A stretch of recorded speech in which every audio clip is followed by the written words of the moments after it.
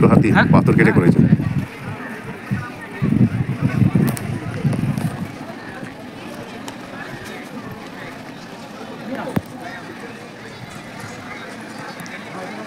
পাথর কেটে কেটে তৈরি করেছে, দেখুন কত সুন্দরভাবে করেছে।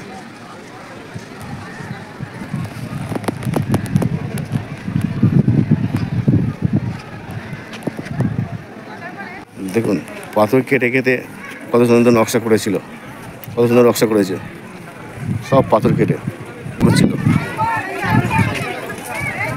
সব পাথর কেটে।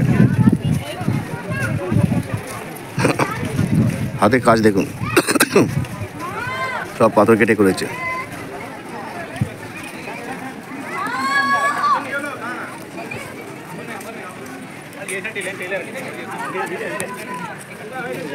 দেখুন গণেশটা পাথর কেটে করেছে, হাতির মুখ নকশা, এগুলো সব টুকরো পাথর কেটে কেটে টুকরো করে রেখেছে।